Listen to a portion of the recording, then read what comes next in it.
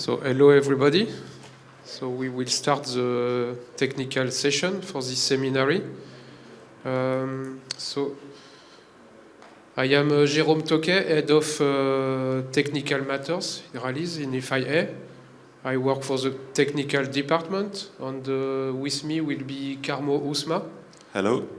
Who is a technical delegate for ERC, WRC, and Merck sometimes.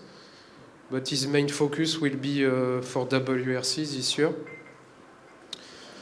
So this presentation will be divided into two main parts. This morning is more kind of theoretical session with all the new regulations.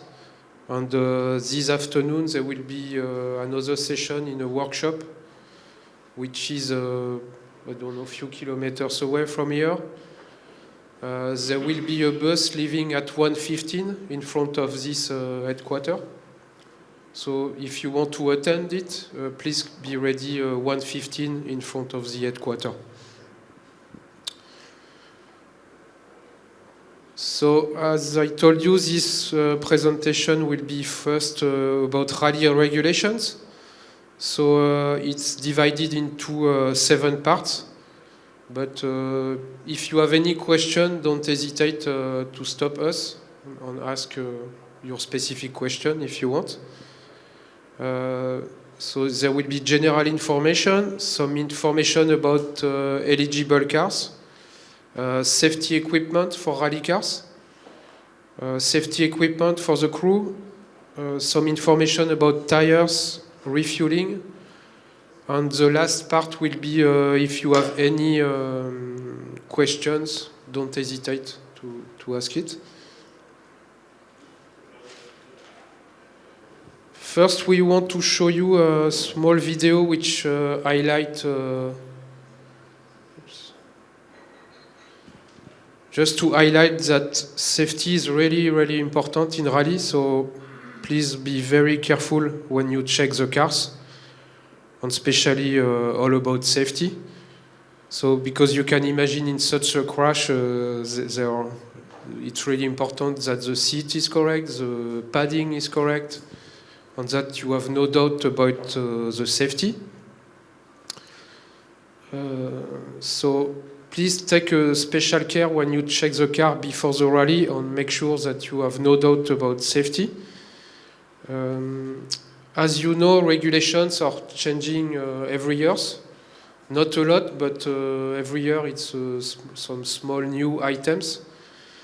So it's very important to read carefully the new regulations at the beginning of the year.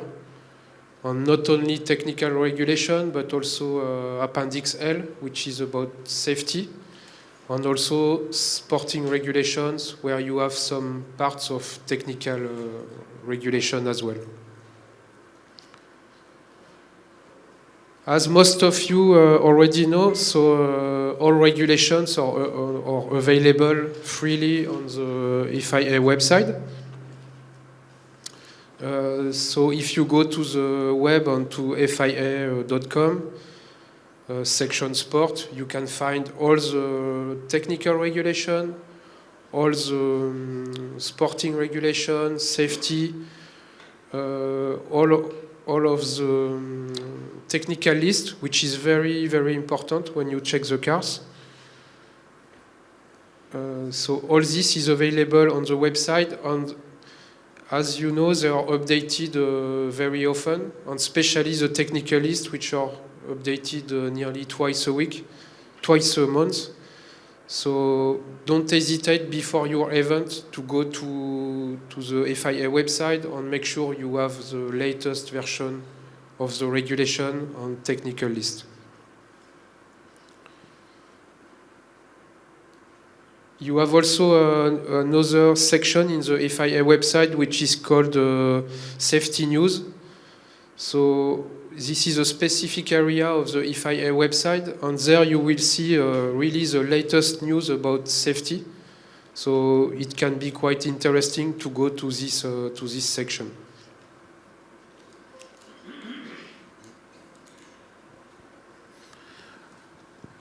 So what is a technical list? It's an official document containing information about FIA standard equipment. So there is one technical list per standard, and it contains the models which are FIA approved. Sometimes also information about the equipment which can be withdrawn from the FIA approvals because of some additional tests or some additional information.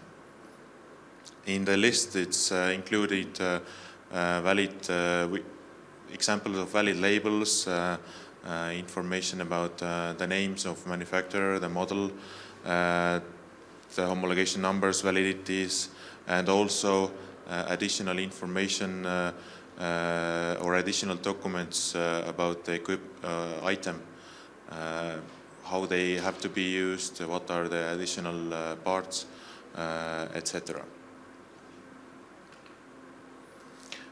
So for the technical list, here are some examples of the layout, starting with the number of the standard, what they are pointing to, showing some examples of the labels which are from which dates they are valid and so.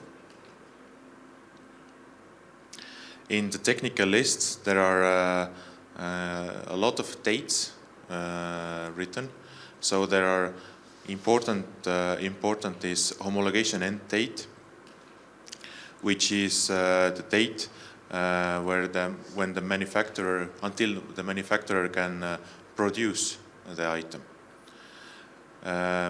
Each homologation has the beginning and an end, so it is the end of the production. So it can be that the producing date can be extended, but this is then it's marked to the technical list. Then there is a product validity date in some technical lists, which is usually calculated from the end of homologation date, and this is the important date for the scrutineers, because this is the time when until this date the competitors can use this kind of items. For especially it is used in the items which have the life period of the item, for example seat belts or etc.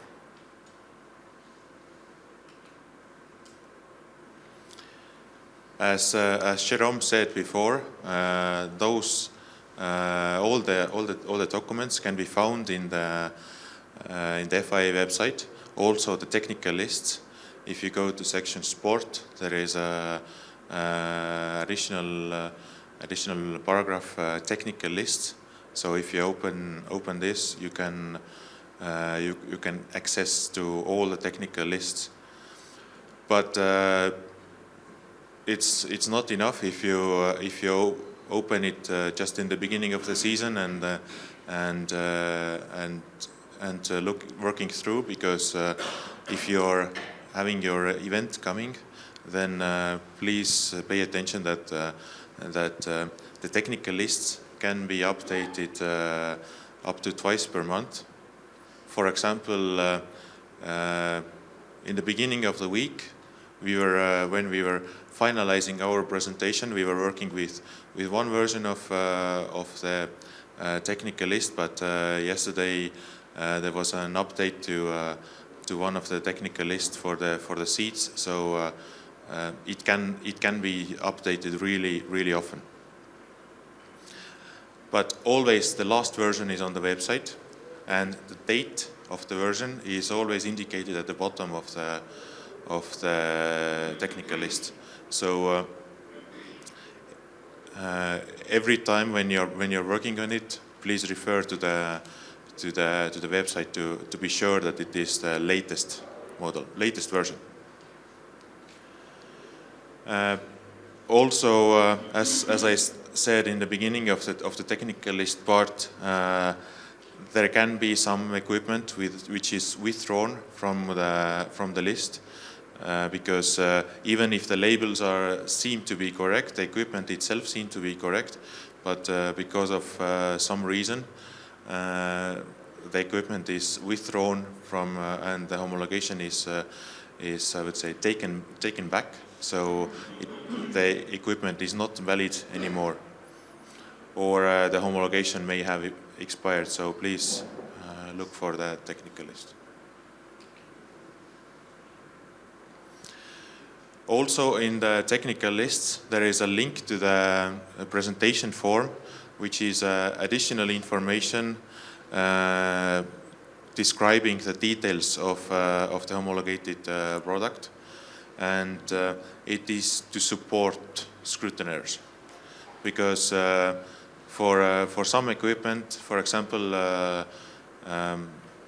seat belts, we cannot say by heart what kind of buckles are homologated with the exact equipment or some other details. So this is to support the scrutineering. In the presentation form, there is also included the homologation number, details and accessories of the items, also with the pictures and diagrams. It's not all the equipment, but all the latest products from 2015 standard premium helmets, extinguishers, safety harnesses, racing nets, and then the latest helmets and protective clothing, which are the latest standards from 2018.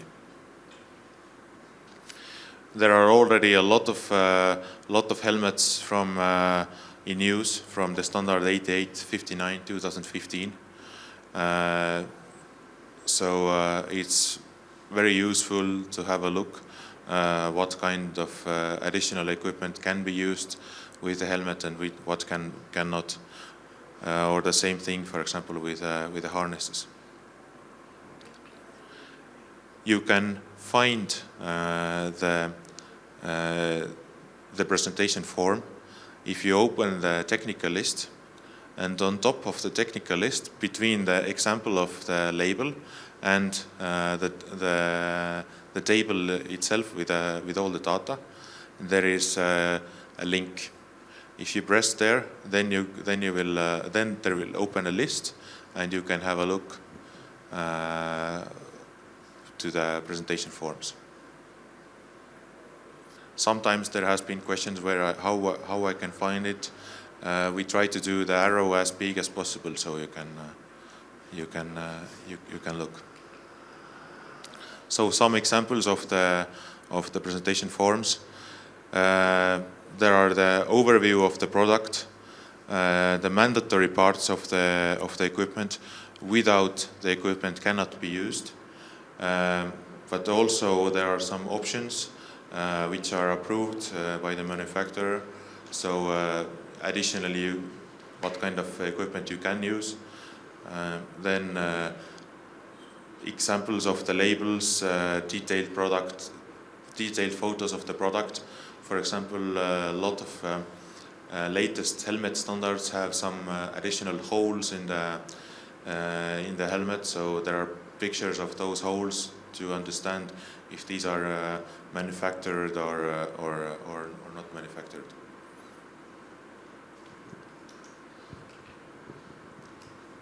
Do you have any questions on this presentation form, on the technical list and so on?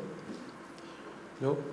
If you have any questions any moment, then it's better to ask. We are here to give you the information if you need. Also later with the later. Yes. So the next part is concerning the eligible cars for 2020. So as you probably know, in 2020 there is a big change in the rules, which is a change of the names of the category.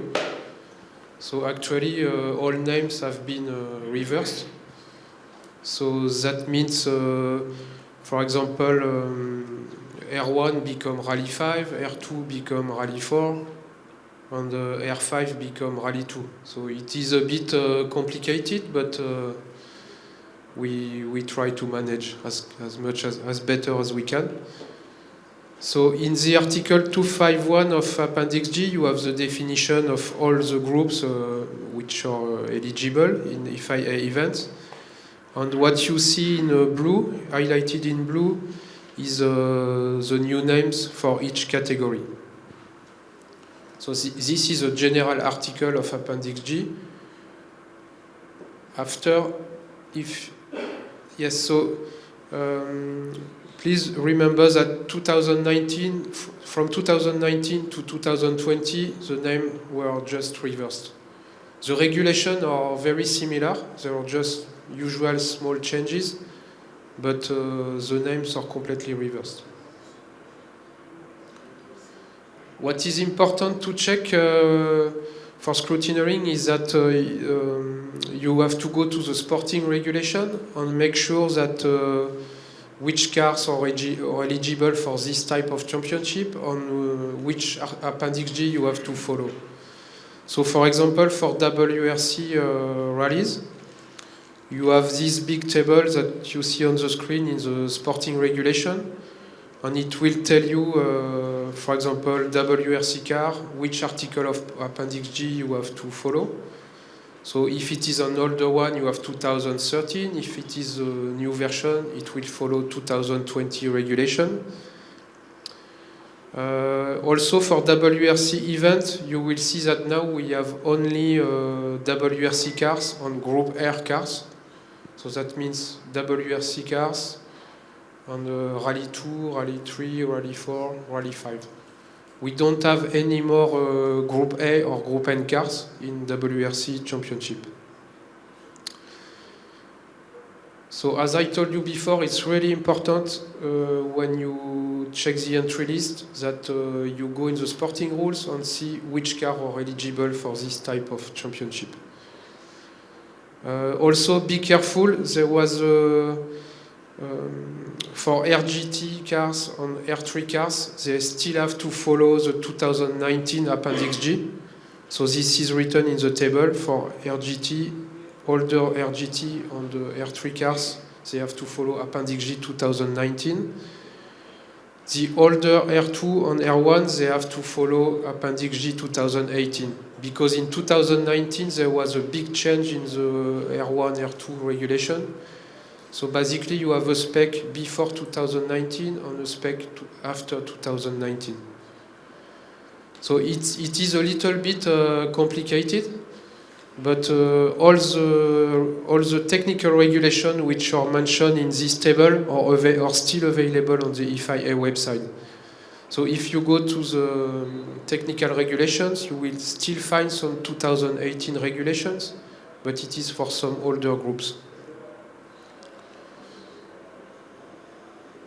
In addition, for WRC event, it's still possible to have some national cars, but they have to follow the regulation of the national championship. They will be accepted on request to FIA, so the organizer have to inform us which type of cars they want to have eligible. And also one very important point for these national cars is that they have to follow the safety regulations of the current year.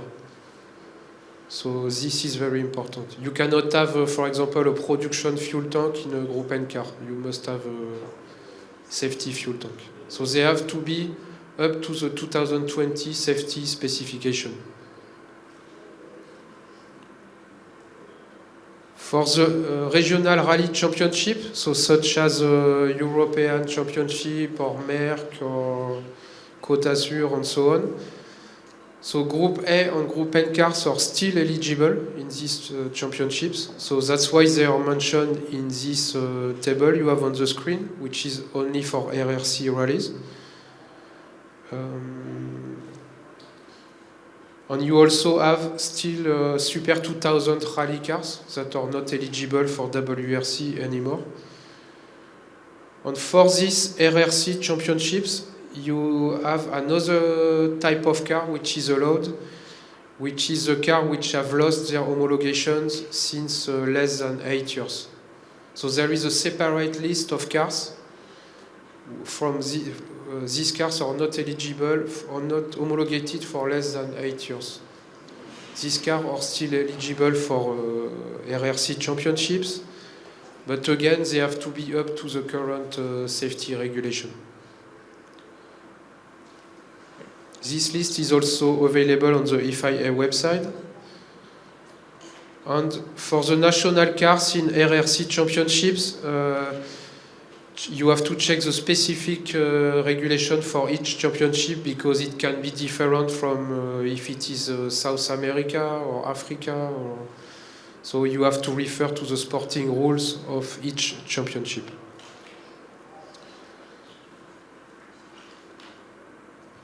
You have also another category which is what we used to call R4 kit car. So this is a regulation that was created a few years ago. Basically, the principle is that it's possible to buy a kit which is FIA homologated. So in this kit, you have the engine, the transmission, the suspensions, subframe, fuel tanks, and so on. And it is allowed to adapt this kit to a car. And after this car is homologated by the national federation. So basically you use the kit which is homologated by FIA, you put it in a car and it is homologated by the ASN. For these special groups, at the end of the article 260E, which is the article for R4 kit cars, you can find the list of cars which have been approved. So basically the cars are approved one by one. So for example, you have Renault Clio, which is approved, Renault Dacia, which is approved by Spanish Federation. In the Appendix G, you find which homologation number it is, which safety cage it is, and each car must be mentioned in this list. So we don't mention a type of car, but we mention the specific car with the chassis number. And those cars are now eligible in WRC events and also in RRC events. Concerning the RGT cars, so also for 2020 there is a change of regulation. So for the car before 2020, those cars must have an FIA passport. There is one passport per car, so one passport per VIN number. And the passport were issued by the teams with the approval of the ASN and FIA. So FIA will not make any more passport for RGT cars as from December 2019, because now the regulation will change to a manufacturer regulation. That means the RGT cars have to be homologated by the car manufacturer, as it is for R5 or Group A or Group N. The car which have already a passport and which is still valid will be still eligible, so they will still be accepted until the passport expired. And we hope we will have some cars coming in this new RGT category. So most probably there will be the RGT Alpine coming, but after we will see.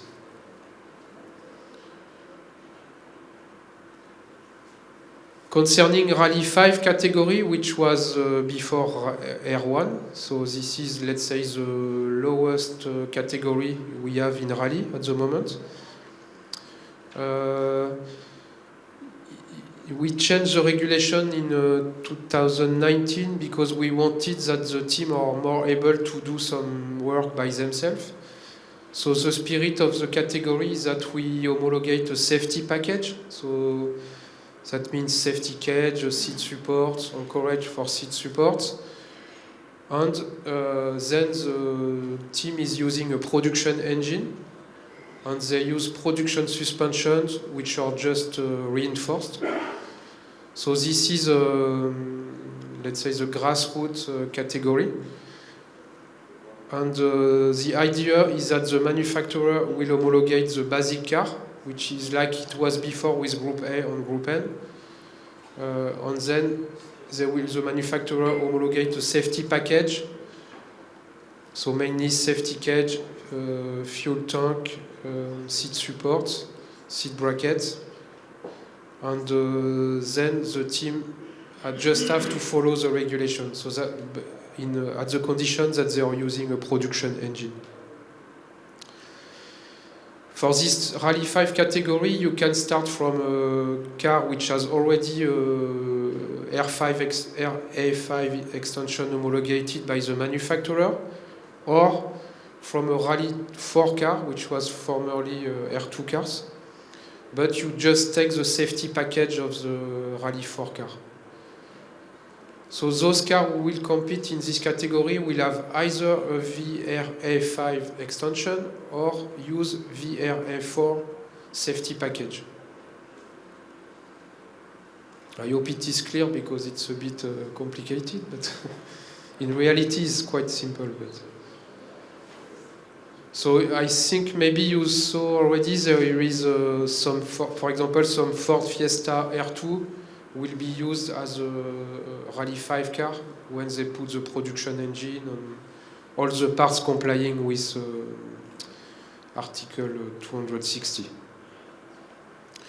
And in RF5 category, we will have also normally a Renault Clio coming quite soon. So we just wait to have it homologated. For FIA events, so depending on the categories, you must have an FIA passport. So, for example, for WRC, Rally 2 cars, which was before R5 cars, and RGT cars, which were homologated before 2019, the team must present an FIA passport at the start of the race.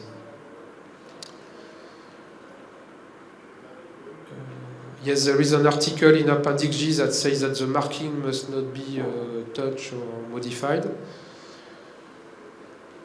And just for your information about this FIA passport, it is mandatory for WRC, ERC, Merck, Africa Championship also, but for Cup rallies where there is no, let's say for European Cup rallies where there is no FIA technical delegate, it's not compulsory.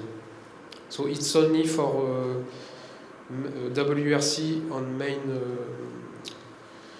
main FIA championships. So as a Europe, for example, European Rally Trophy, yeah, it's not mandatory.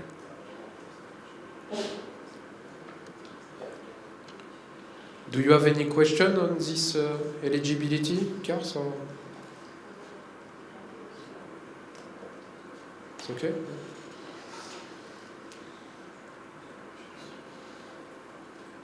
So now concerning the safety cage, so you can have a few different cases concerning safety cage. So first case is FIA homologated safety cage. So in that case it is included into the FIA homologation form of the car. So as you can see here on the screen. Now you can find two cases because the latest cars have the safety cage directly included into the VR extension. So that means there is no more VO. It is only homologated directly in the homologation of the kit, for example. For WRC on Rally 2, it is like that. For Rally 4 and Rally 5, the safety cage can be homologated by an ASN still, but it has to be mentioned inside the homologation form of the car. So this is the third case you see on the screen. So it is the example of the Ford Fiesta Rally 4. So you have safety cage is homologated by the British ISN, but it is mentioned in the homologation form of the car that this safety cage is allowed by Ford.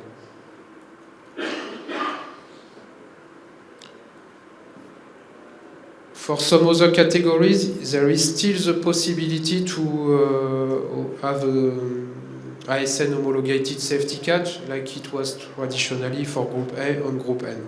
But this is becoming not so common now.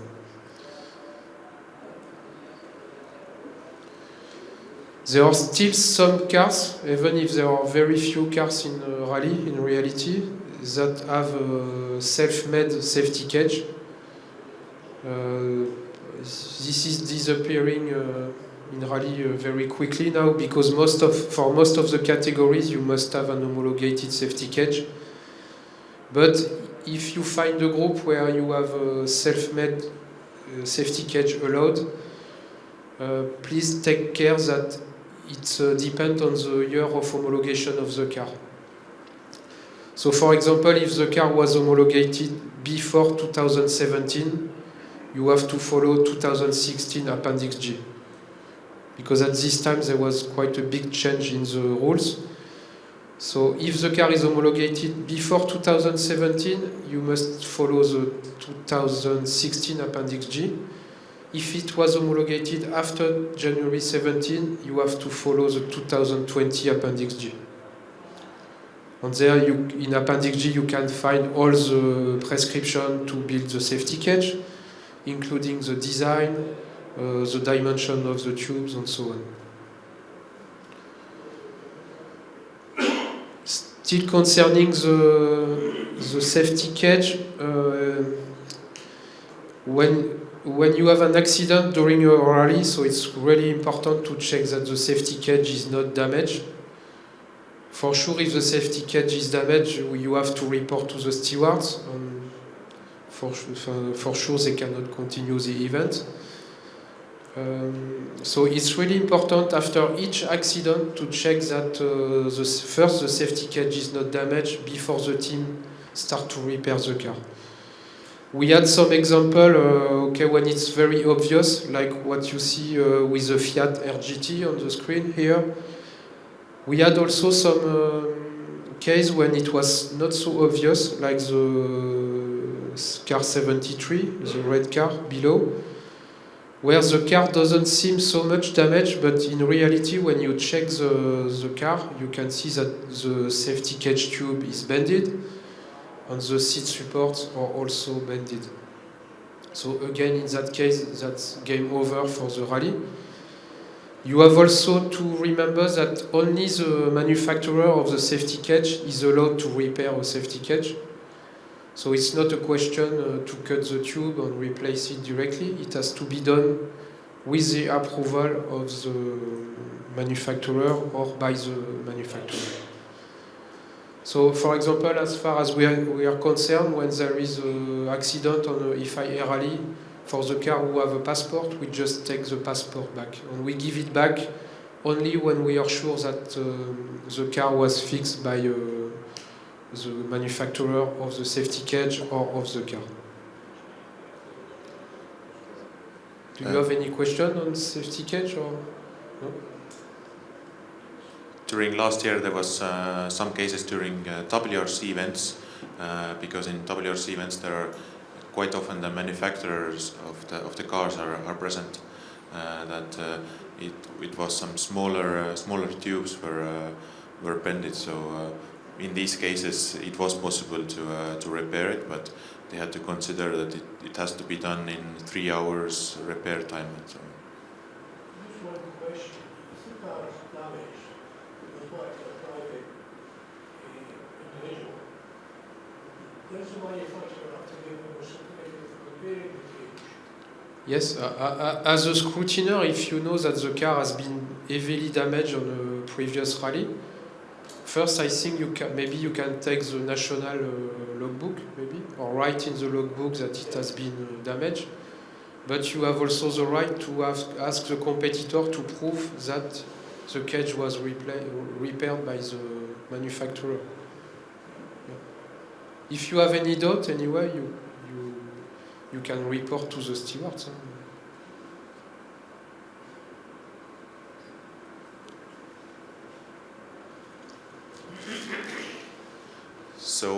So much about the documents at the moment. We are heading to some safety items. Starting with safety harnesses. There are two standards valid at the moment for the safety harnesses. The same number 8853, but from the 98 or from 2016, with different technical list numbers. Said before, please refer there, where you also, for example, you can see how many mounting points and so on. And for the 2016 standard, there is all the additional information in the presentation forms. As you can see from the pictures or the examples on the wall at the moment, you cannot see the difference just visually between the two standards.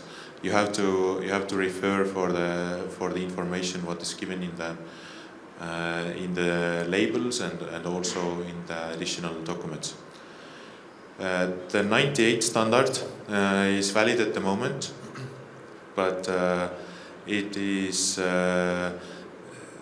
will come to the end of the life cycle at the end of 2022 when it will be changed also in the lower groups.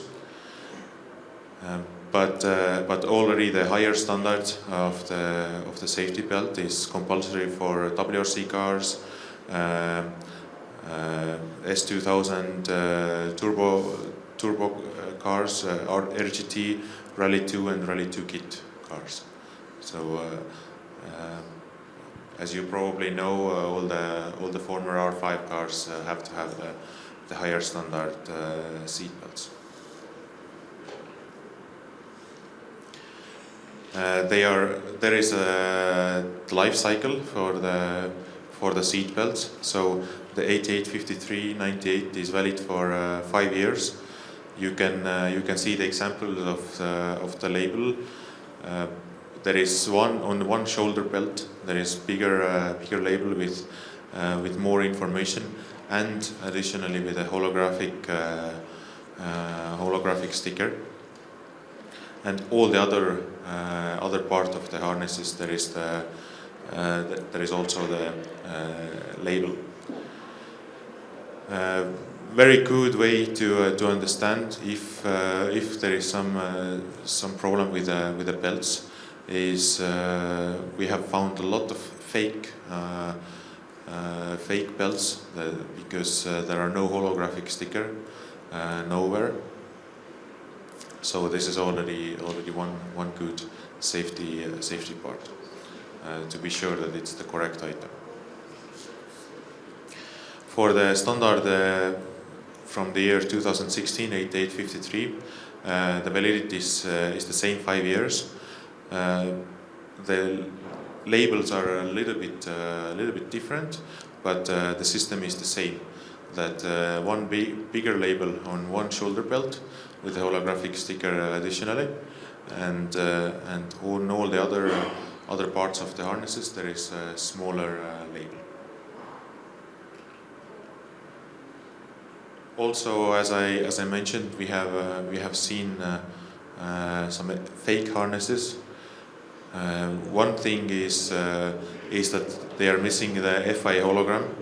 Other thing, what draws our attention at first is quite often is if you see during the rally, for example, 15 belts made by Sparco and then one belt which is also said to be made by Sparco, but the labels are completely different material, then something draws your attention. And also in this case the position of the homologation labels were completely incorrect. So this was making the situation even more easier. but this is just example with a manufacturer name or with the colors here, because we have seen all kind of colors, different kind of manufacturers. Quite typical is also, for example, there are some fake harnesses showing text Sabelt or whatever it can be, unfortunately. I will show you some videos what can happen or how the belts are working. So the first video is with original harness. So you can see that they are very well keeping the driver in position. Don't pay attention that it's missing the FHR, because it was not the case of this video. And here you can see what happens when they are tested with fake harnesses.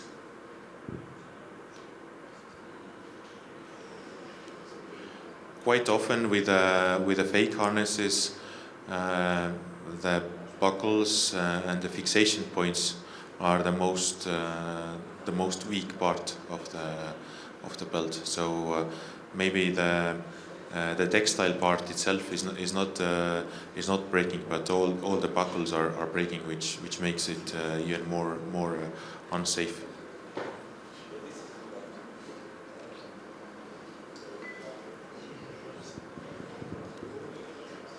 So the next point is concerning the anchorage for seat supports. So you can see there is 3 different cases. So first case is the teams or manufacturer is using the standard production part of the car.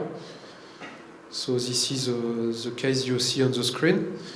Second case is they use VO homologated parts, or let's say FIA homologated parts. That means they are in the homologation form of the car. So as you can see here, in that case you have a photo on the homologation form plus the dimensions also are specified. So diameter and thickness of the tubes. The third case, it's not so common, but we see it sometimes, is a self-made anchorage for seat support, and you have it must be built as on the screen, as in the regulations. The new things for this year is that before this part had to be bolted, now it can be only welded. So it can be welded or bolted and welded. So there is a little bit more freedom now for this part. Concerning the seats, so we have 2 standards in rally for the seats. So 88, 55, 99, which is the older one. On 8862 2009, which is the latest one. So depending on the categories, those seats have to be used, but in all cases they cannot be modified. So they have to be used as they are homologated.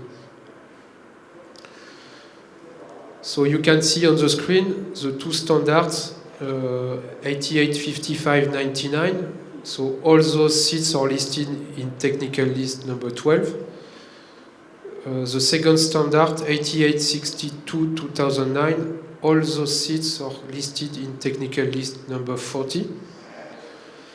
Be careful, because for some categories like WRC, older S2000 with turbo engine, Rally 2 cars and Rally 2 kit, those seats are compulsory. We have very often, at least on WRC event, we find some R5 with the older standard seats. So they must use the latest standard. Concerning the seats, so as we said, you have to refer to technical list 12 or 40, depending on the standard. Now in the technical list, you can find a lot of information, and especially in technical list 40, which is for 8862 seats.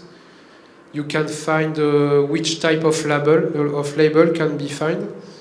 So as you can see on the screen, there are several cases. Now, and it's new in Rally for this year, you can find also the homologation of the seat brackets. So you see there is a link. The link in blue is directing you to a homologation list of seat brackets. So this was applied in circuit racing before, but it is new for Rally since this year. And please remember that we don't use the same seat brackets in circuit and Rally. So some brackets are valid for circuit but not valid for rallies. So as you can see here, some models are not allowed for rallying. So it's clearly specified in the technical list in that case. And here on the screen you can see the specific supports or mentioned in the technical list now. So you have an homologation number that you will find also on the seat supports. So this will make our life a little bit more complicated. Because before it was just Appendix G seat brackets or seat brackets homologated in VO with the homologation form of the car, but now it has to be homologated by the seat manufacturer. So for 2020, this is only for WRC cars. So we will use this for the first time next Rally Monte Carlo. But it is scheduled that at the end of 2020, all the seat brackets which are used with 8862 seats will not be valid anymore. So they must use only homologated seat brackets. And for sure, this will be a big change. Especially because, okay, this is only for 8862 seats, but even we have maybe more than 1000 R5 around, so it can make your life a bit complicated in 2021. Okay, we will see in 2020 how it works for WRC car first. But please remember, this is only for 8862 seats, not for the older standard. So in the technical list, you find also some information about the surface between the seat anchorage support and the seat bracket, and some radius around the screw fixing have to be respected as well. So this will be tricky to check for sure. Because it depends, the seat brackets have to be homologated by the seat manufacturer, but it also depends on the anchorage for seat support they use. So it's not an easy matter.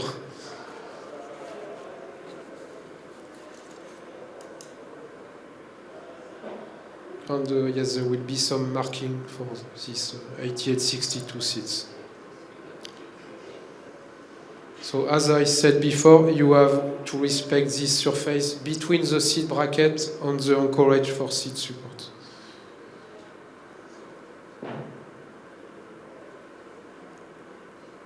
Concerning the safety seats labels, so if we go back to the older standard, which is 8555, so now you cannot find any more sticker without holographic sticker. So all seats you will see must be with EFIA holographic sticker. So you don't find any more the older type of marking. So that means without EFIA holographic sticker. There are two variations of labels, even with holographic sticker. Some are written built as from a date, some are written not valid after a certain date. But if you refer to the technical list, all the labeling instructions are given there. But remember, you will not find any more seat without holographic sticker for this standard. So it should be as it is on the screen, black and white sticker plus holographic sticker over the black and white sticker. For the 8862 seat standard, so you still have very few seats without holographic sticker because they are not valid after end of 2021 because the validity in this standard is 10 years. The validity on the previous standard was only 5 years. So normally most of the seats will have the holographic sticker, but you can find some very old seats without.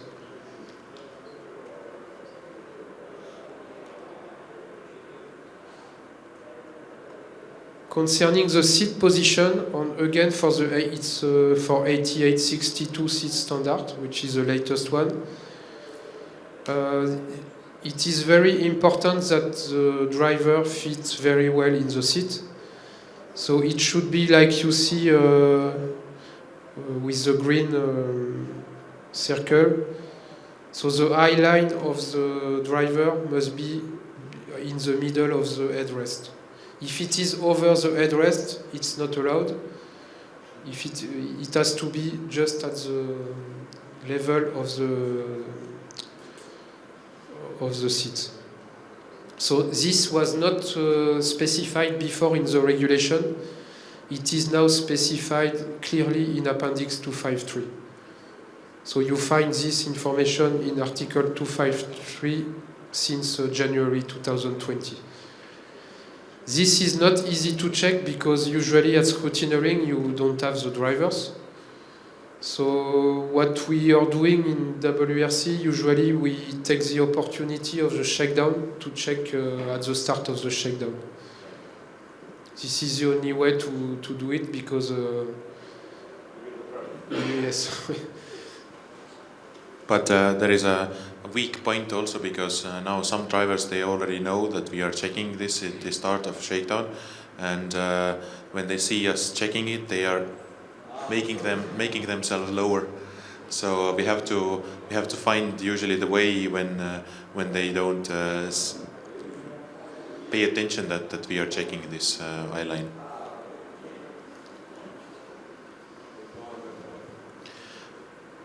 About the extinguishers and all the extinguisher systems, what's concerning the handheld extinguisher, this part of the regulation hasn't changed over the year. So there has to be a handheld extinguisher in the car, which must contain specific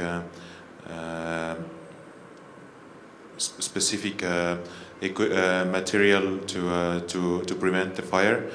Everything is listed in the Article 253 of Appendix J. So it is one or two handheld extinguishers are mandatory, and it has to have the sticker, which is visible.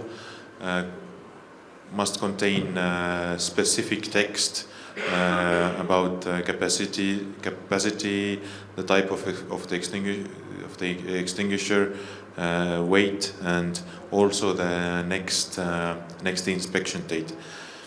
We can accept filling date as the inspection date, but for sure it cannot have more than 2 years from the last inspection or the filling. Quite typical is that we have to open or release the fixation straps to see all the text, but if all the information is there, then it's all good. Now there is for the systems. For some years already there is the FIA standard 8865 2015, and which all the information you can find from the technical list number 52. the systems are much more complicated, which means that it is possible that there is one big bottle of the extinguishant working for both the cockpit and the engine compartment, but it could be that there are separate bottles with also that one is working for the cockpit, one is working for the engine compartment. But there has to be definitely two labels. One label is the homologation label containing starting from the standard number, serial number, but also some technical data about the extinguishant, about the working temperatures, the weight of the bottle, and then there is the maintenance label, which shows the last inspection or the last service made by the manufacturer representative of the extinguisher. This maintenance label has to be also covered or added with a FIA holographic sticker. So if there is no holographic sticker, this is already one point what could make it fake. But from this year, all cars in WRC events must be equipped with now with 8865 2015 extinguisher systems, which means also Rally R3 cars, Rally 4 cars, Rally 5 cars. Previously, it was only mandatory for WRC and Rally 2 cars, but now it's also mandatory for all the lower standard cars. For all the other rallies, we are talking here the regional championship rallies. It is compulsory to all cars except Group A and Group N cars, and the systems have to be used according to the manufacturer's instructions and technical lists. So this is a big change actually for this year, because that means all of the lower categories, they have to change the extinguisher, especially from Rally 5 to Rally 3, to R3, because this is a totally different system.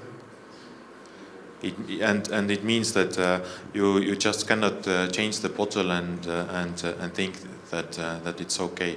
In the technical list 52, there is the link to the presentation form. You can see all the nozzles, also there is the instructions for fitting the systems to the cars. This is a material for the scrutineers to check if it is correct, but also on the local level you have a lot of contacts with the local teams, local car owners. It is one possibility that you already talk with your local competitors before the event, so that when they are coming to the rally, no matter if it is a local championship, regional or WRC, that they don't have the problem that where can they find the system on the last moment. May I ask a question? Yes, of course. The FIA holographic sticker on the maintenance label, does that mean that after 2 years a new maintenance label has to be put on with a FIA sticker again? Yes, the system has to go to the manufacturer or manufacturer representative, who will check it and put a new maintenance label together with a FIA holographic sticker. The system was actually similar before with the older standard. It had to go also to the manufacturer representative, but it was just not standardized label. The problem is very often we had confusion with some competitors because they bring their extinguisher to the local company, And actually, this company didn't have any idea what to put inside and what to check. So this is just to clarify that the system has been rebuilt by the manufacturer or by an approved company, let's say.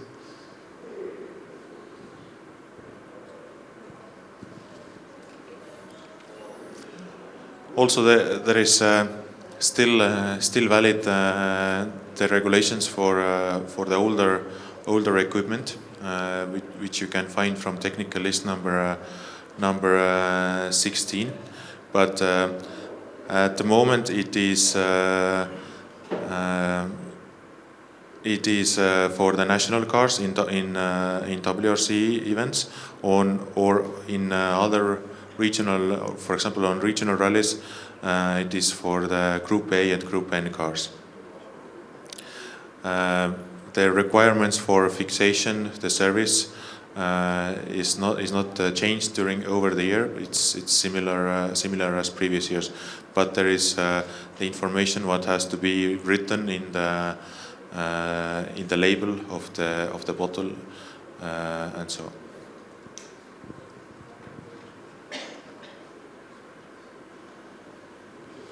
After concerning the fuel tank, so now the safety fuel tank is compulsory for every cars in rally.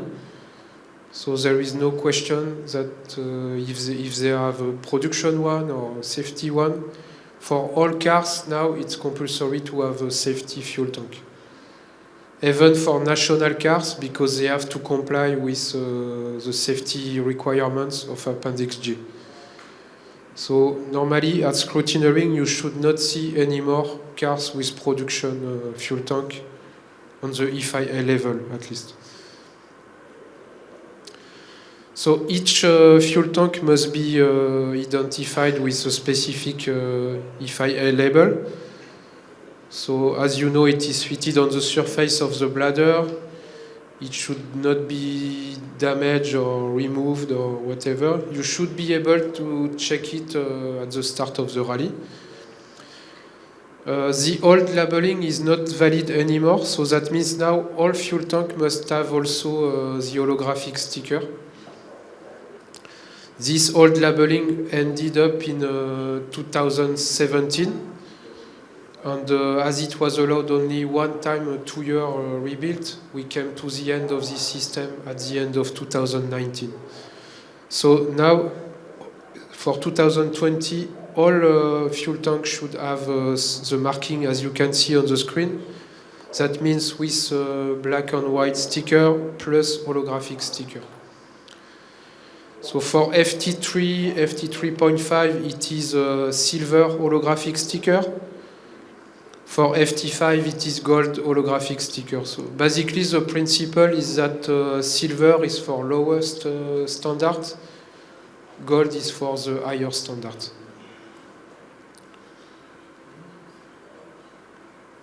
Now there are also some specific labels for recertification. So as you know, you can recertify your fuel tank for a 2 years period.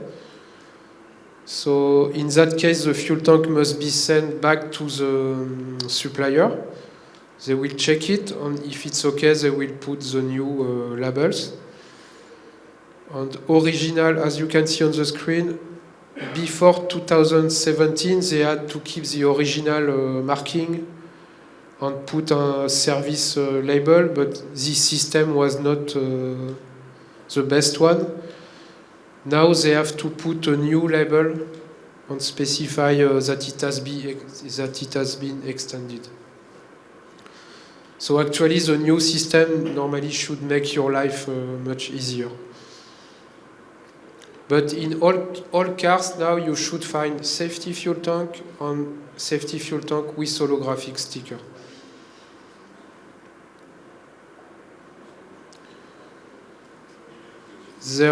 We found some fake marking, so it happened quite a lot. So either they didn't, because there is a precise format to follow for the marking of the bladder. So for example, in that case where it's crossed, it was not following even the standard, so this is not allowed. We found some, as you can see at the bottom, some people remove it from another tank and glue it on the old tank or new tank, I don't know. But this is happening even in WRC events. But on some fuel tanks, there was you cannot read the labels, or you have no holographic sticker. So in that case, of course, we don't accept the fuel tank. Now, for example, the R5 cars start to be a little bit old, so it's really important to check at pre-scrutiny, because now we are over 5 years for most of them. So be careful with that. Any more question on this fuel tank? Or? No? For the FHR systems, this is a little bit easier topic because there are not so many changes over the year. There are two main categories with the FHR, as you probably know. One type is Hans, and the other type is hybrid. Both have some different subcategories, but these are the main two deviations. And you can find the equipment in the separate technical lists. At least in the technical lists are written the latest standard equipment. We will show you some videos again. What can happen or how the system is working. So first video is when there is no head and neck support at all. So you can see the head movement, which is really a lot. Then there is with the Hans.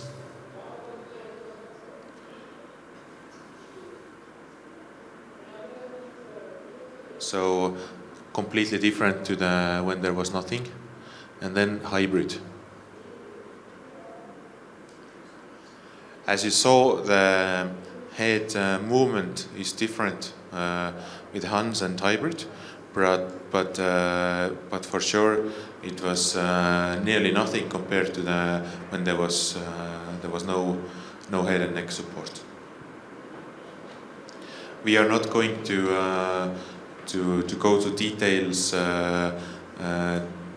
Details what is the different movement between Hans and hybrid. The main thing is that they are being used.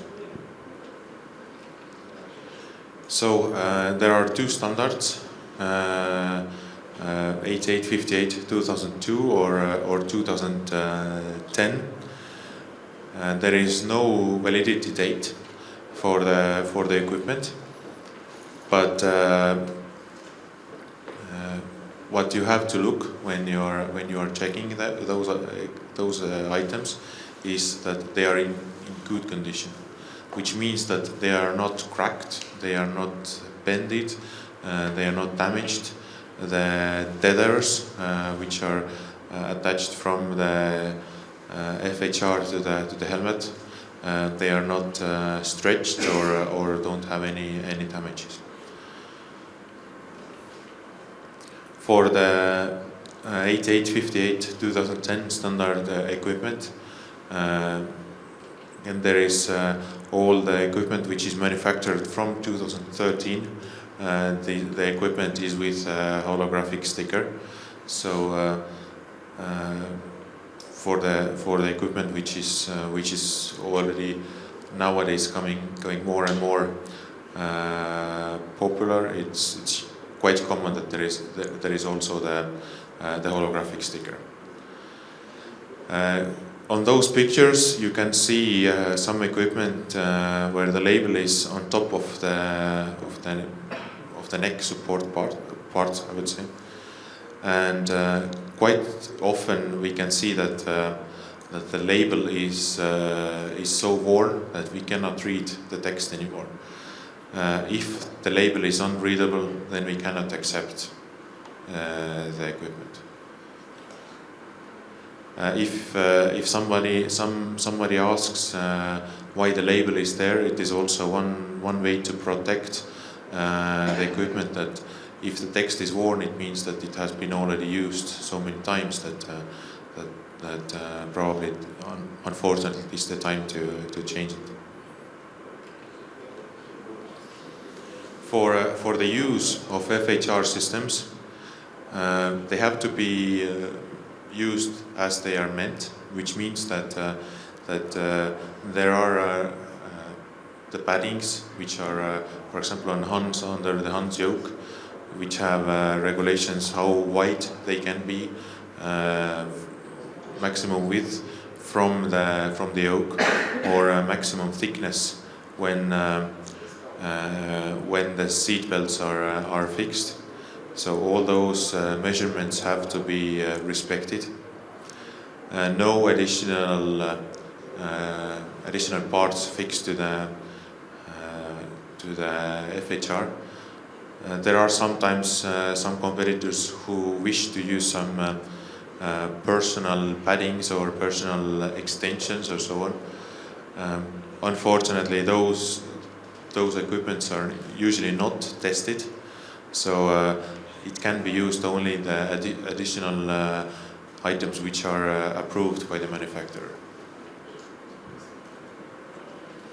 And for sure, if they are using some non-original padding, they have to be fireproof. But if they are approved by the manufacturer, they are usually fire or flame-proof materials. Also, on top of the Hans, there is friction rubbers to protect the shoulder straps to slip from the harness, from the Hans itself. It has to be also not non-damaged or not removed, because quite typical situation is that there has been some kind of padding or anti-friction rubber, but it's completely worn off from one side or teared off partly, and this we cannot accept.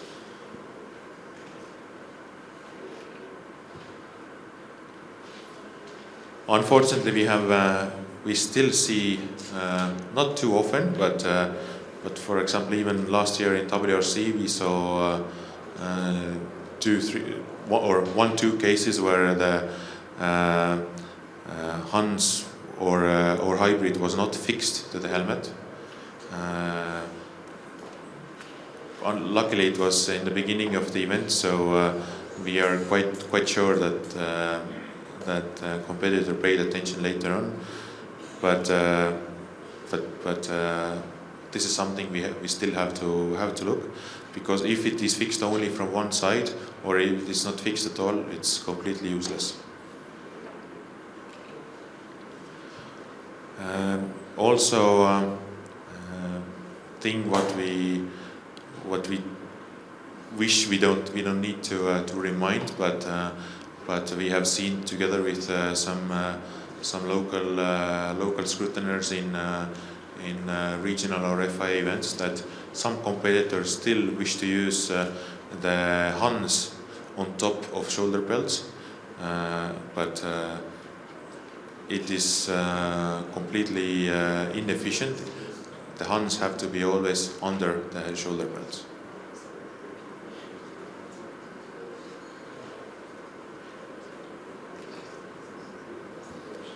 There are some regulations or some additional information about regulating the shoulder belts related to the Hans. So if the adjuster is on top of the Hans yoke, it can be maximum 70 millimeters above the bottom edge of the yoke.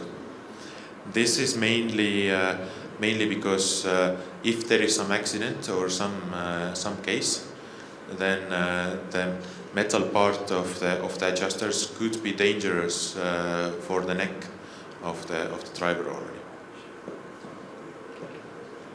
Or the other part, if the adjusters are below the yoke, they have to be more than 25 millimeters below the yoke, because if there is an accident, there is a risk of contact between the adjuster and the yoke, and they could come blocked between each other and make some additional damage to the driver or to the equipment.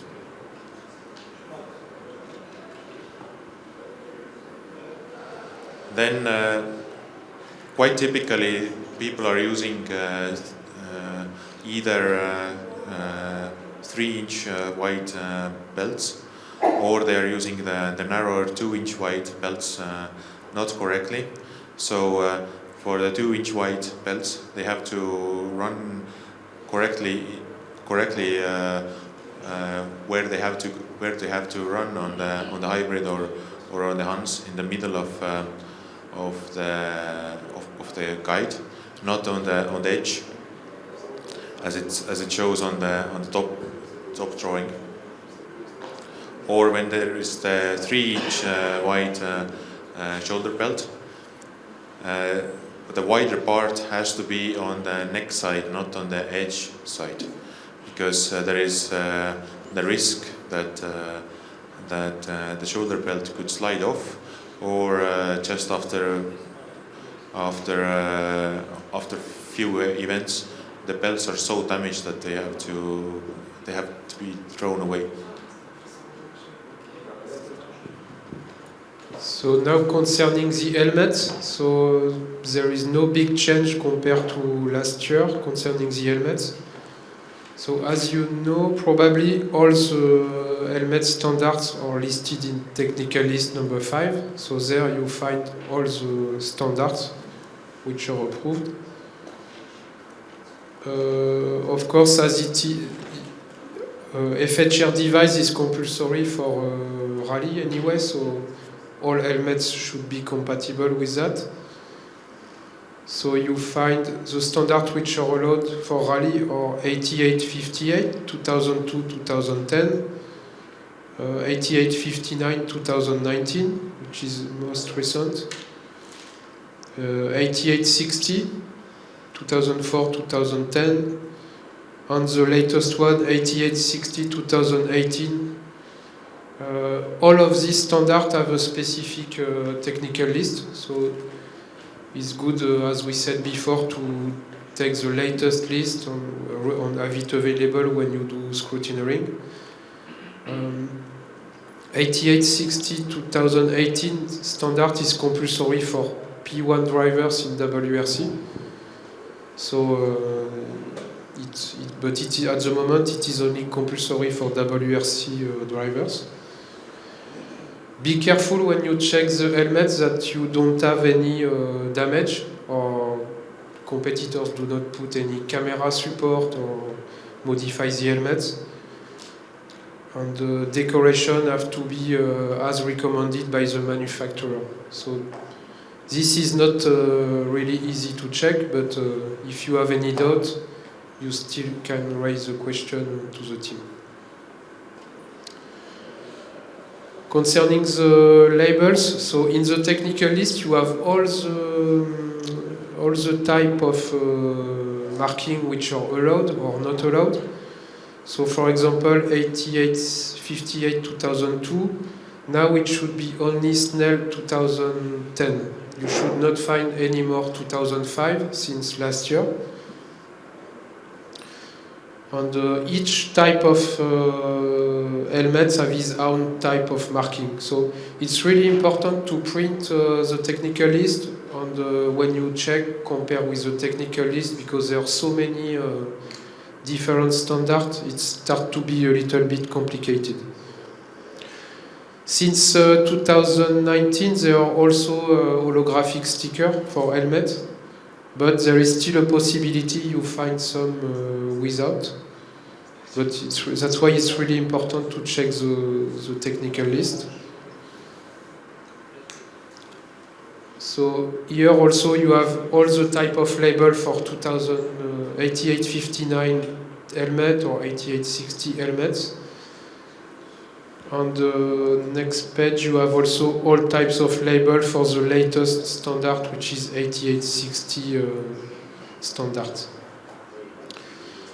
Some helmets have been forbidden over the years, so even if BSI red sticker helmet is not allowed since 2013, we still find, even in WRC event at pre-scrutineering, we still have people coming with these helmets.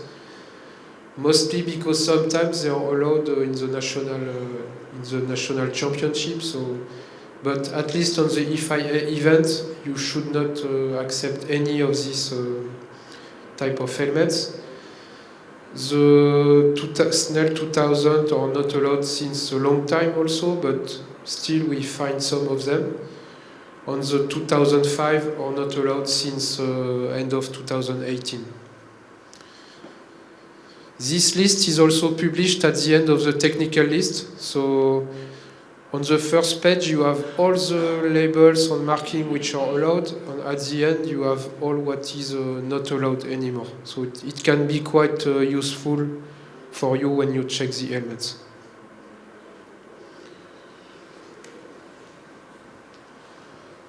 In the Appendix L, which is the main regulatory document for the safety equipment or the driver's personal equipment, there is a table showing the compatibility between the helmet and the FHR systems, but it's quite difficult to understand this table. So we explain you a little bit with the drawing.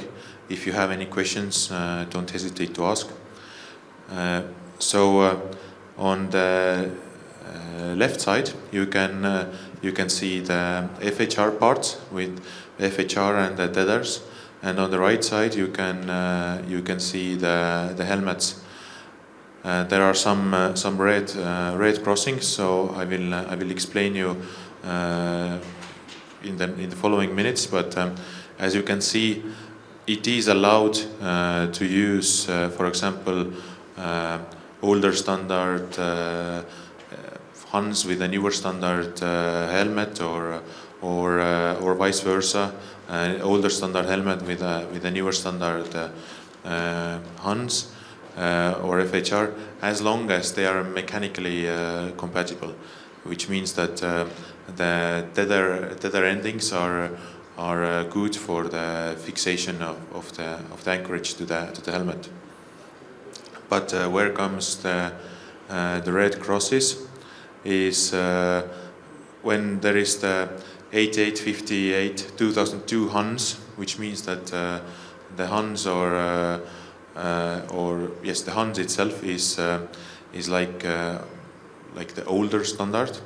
Then it can have tethers from the older standards or from the newer standards. It can have the 8858 2002 tethers or 8858 2010 tethers, because as you know, there has to be FIA standard markings also on the tethers. When it is the new so-called newer standard Hans 8858 2010, it can have only the tethers from 8858 2010, not from the old standard. So there is a difference on the Hans part. With helmet, it's also finally it's quite easy and logical. When you have the anchorage for 8858 2002, it can be used with older standard helmets from 8858 2002 or 8860 2004, or when the anchorage is the newer standard 8858 2010, it can be used with newer helmet standards from 2010 to 2015 or up to 2018 standard helmets. And all the markings of the anchorage is also marked on the anchors themselves, so it is finally quite easy to check. And as said before, it is possible to use the cross use. For example, if you have the older standard hands and you want to use it with a newer standard helmet, as long as they are mechanically the tether endings and anchors are compatible.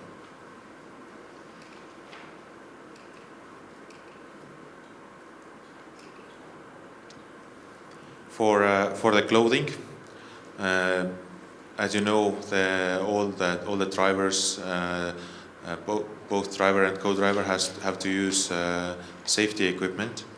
But so far it was standard 8856 2000 for the overalls, for the clothes, for the long underwear, for balaclava, socks and shoes. But now there is also a standard 8856 2018, which refers to a separate technical list, but it also includes all the equipment.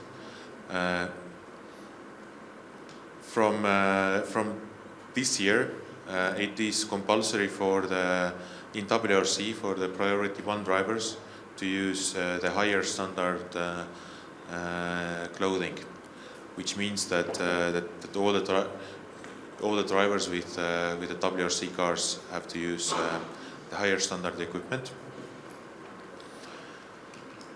What is a new thing from the newer standard is that if there is any kind of printing or any kind of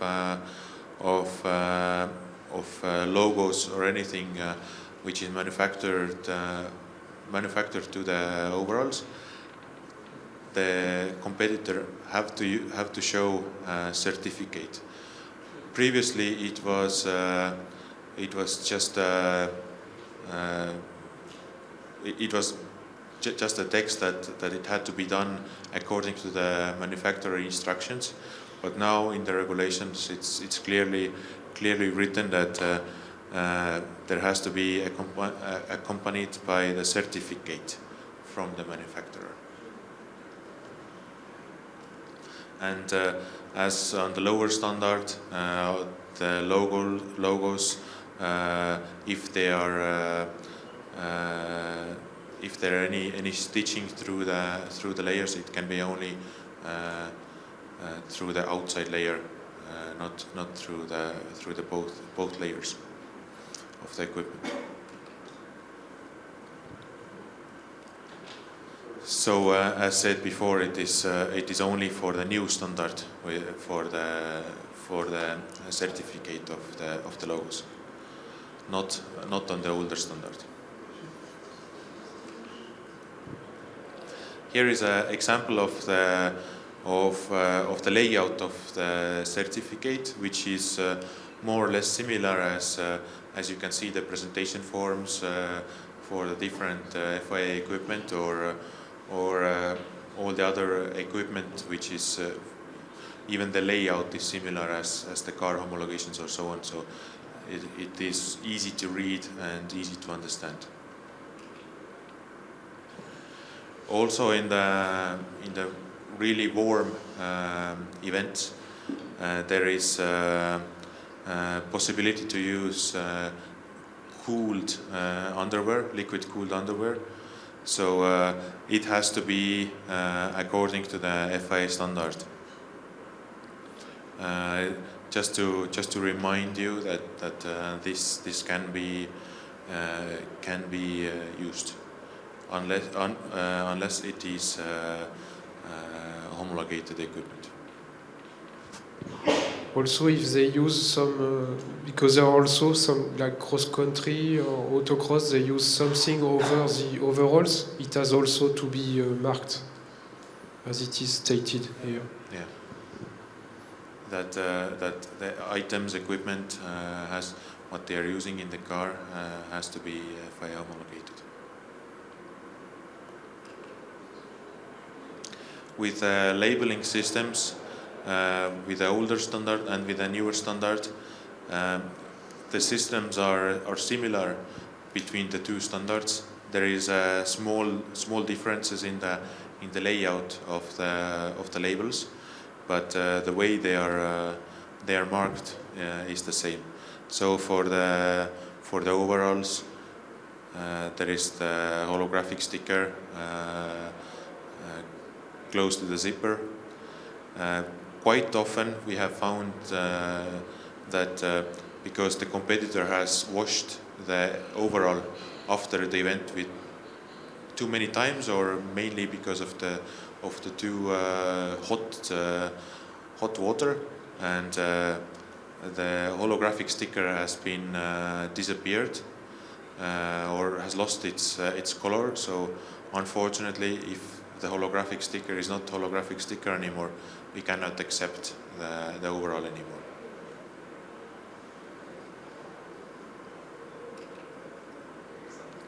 For the clothes, top and bottom underwear, balaclava, again the show some examples of the labels. As you can see, the layout of the label is a little bit different, but it contains all the necessary, have to contain all the necessary information, including the standard number and so on. For the socks, again the label is a bit different, but as previously, there is no hologram on the socks. For the gloves, similar system. Different kind of labels between the older standard and the newer standard, but the system itself is similar to the previous one. Same with shoes. And as Jerome said, for example, if there are some rainproof overgarments, or as said, cooling undergarments, or some other products, they have to be FIA approved if they are using them.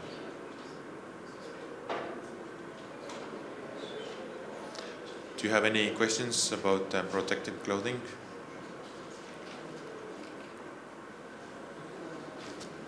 So after concerning the tires, so for all FIA events, modification of the tread pattern is not allowed.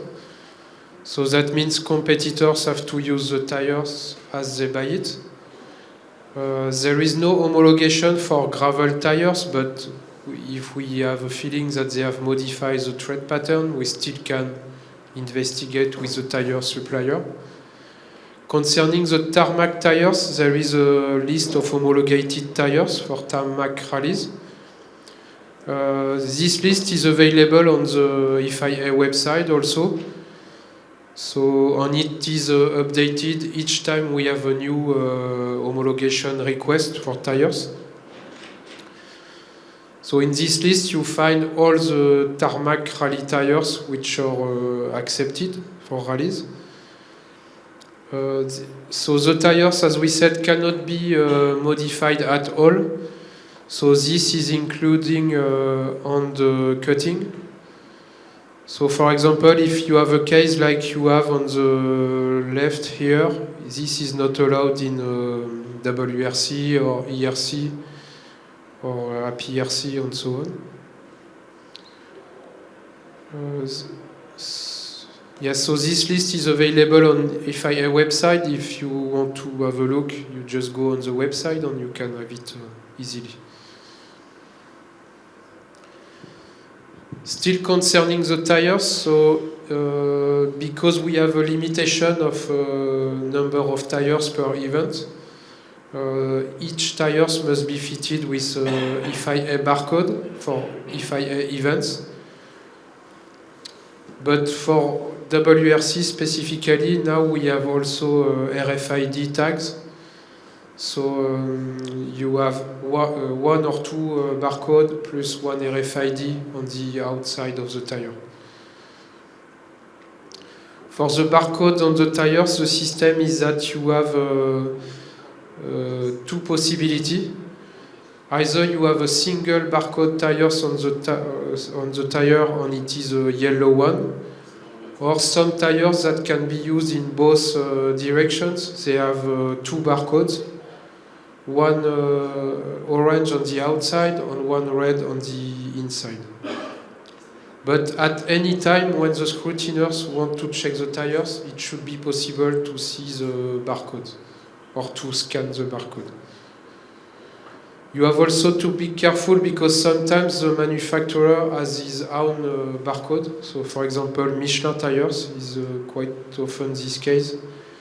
So this is a white barcode, but our barcode is always yellow, red or orange and is marked FIA with a number. Concerning the wheels on tires, remember that there is one category that must have always one spare wheel in the car. This is a Rally 2, which was before R5 car. So for this car, at any time, they must have one spare wheel.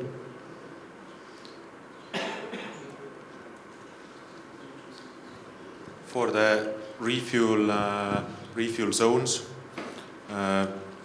as you probably know, but for those who are not involved for WRC events, in WRC there is no team personnel can be in the refuel zones because all the refueling is done by the official refueling company. So even if it is a remote refuel, there cannot be any team personnel. In the regional rallies, it's different. I will come back in few minutes. But if there is for some lower category cars, there is a refueling, or especially for the non-priority cars, if the refueling is done in a separate or taken by the organizer refueling, then there has to be a coupling to the safety fuel tank, so that you can refuel the car from the separate system. And this kind of adapter has to be shown to the scrutiner in the pre-event scrutineering. Also for the procedures in the refueling zones, just a reminder that engines must be switched off at all time during the refueling operation, and starting from last year already. In addition, that if the crew stays in the car, the doors have to be open and the safety belts released. And now they are not allowed to use any mobile devices or radio communication devices at the time of refueling procedure. This is mainly because of safety reasons.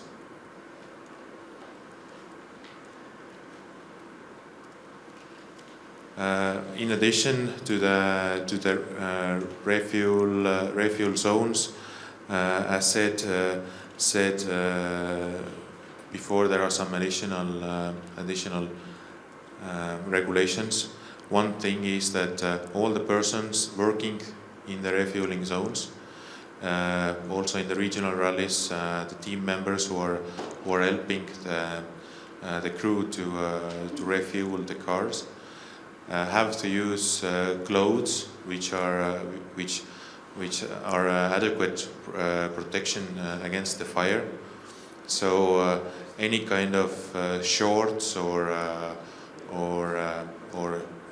short sleeves or t-shirts or just some sport clothes which can burn really quickly and melt to the skin are definitely forbidden in the refueling zones.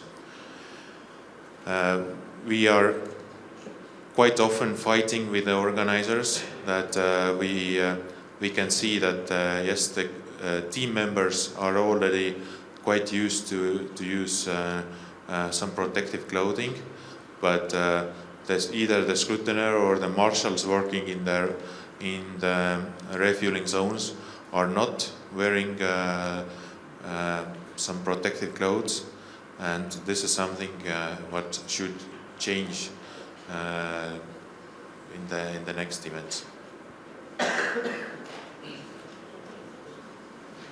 And in the regional rallies, either if it is the main refueling zone or if it's the remote, it is maximum 2 persons allowed to help the crew for the refueling, which means that there can be the 2 persons per car in the refuel zone, not like what we can see unfortunately quite often, that in the refuel zones there are two mechanics to help the refueling, plus the engineer, plus the team manager, and so on. This is not how it should be. It is the 2 persons helping with the refueling in the refuel zone, and that's it.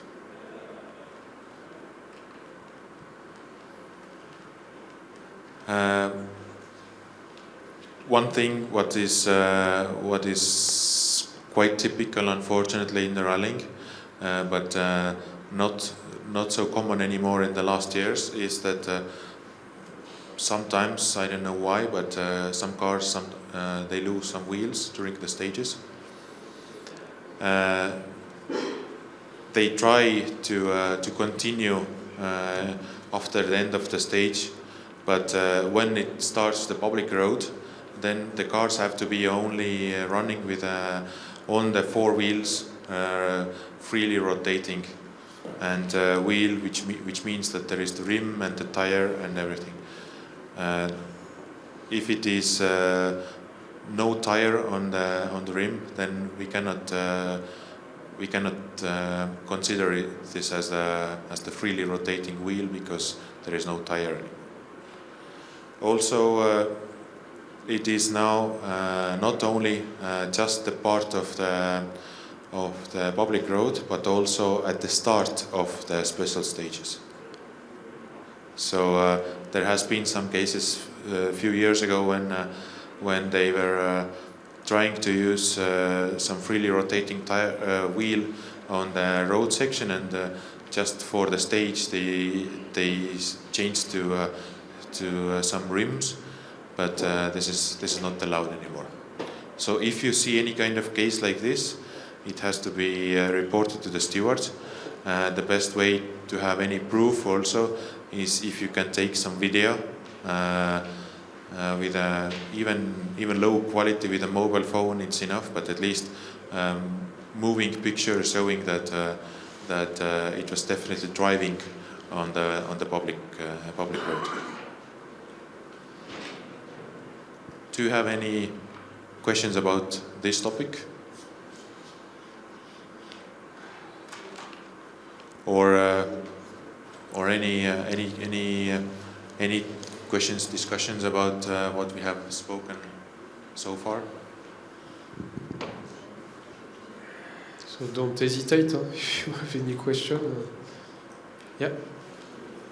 Maybe that's an obvious one. Is it allowed to fix some equipment to locate, for example, small cameras or rally tracking systems? And if yes, is there a rule about how much it may work? The rule is the most important rule is that it's not allowed to modify a safety cage at all when it is homologated. But clamping is not modified. Yeah, but first there must be no modification of the safety cage. After, if you fix items to the safety cage, it should not be in the, let's say, the cockpit compartment. It should be behind the seats, let's say. You cannot fit in the cockpit area. It has to be below the seats or behind the seats. Because in a certain part, it's written somewhere that it's 2 kilos. But in the rally part, it's In the rally, no, we don't have this. There is no weight limit, but there is a limit that it has to withstand 25G, the fixation. oh yeah, that's the new one. This is the only regulation you have. If you fit it, let's say, in the boot, you can fix, I don't know, suspension wishbone to the safety cage with proper fixing, and it should withstand 25G. But I think we will speak a bit about that this afternoon also.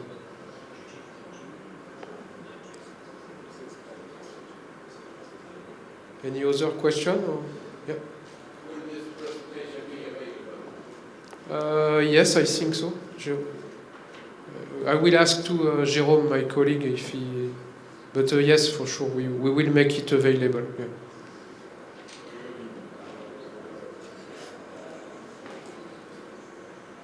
So this afternoon there is another session. It's more practical. So it's more cases of problems we had. We will cover most of the same subjects, but with more real problems, let's say. Yeah. I have a question about the rotors.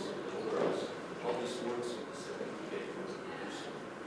He has presented to the producer of the Practically,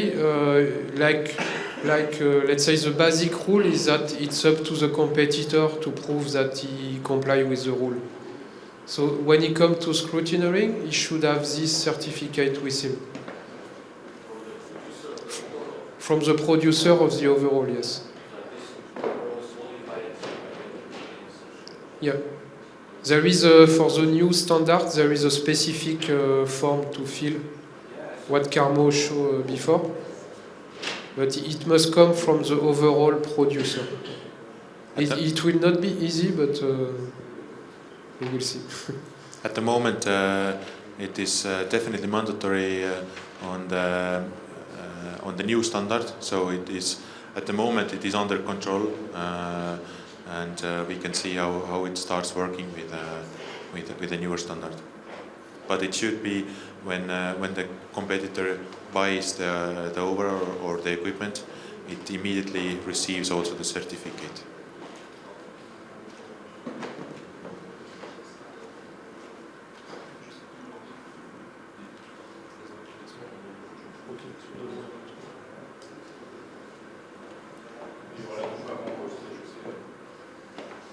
Do you have any more questions? Or? So for the second session, it will not be in this building. It will be a few kilometers away. So there will be a bus waiting at 1:15 in front of this headquarters. And they will transport us to the workshop. Normally, there will be 2 cars available. So I hope you don't make a too big list for the teams, but we will see. Thank you at the moment. Thank you.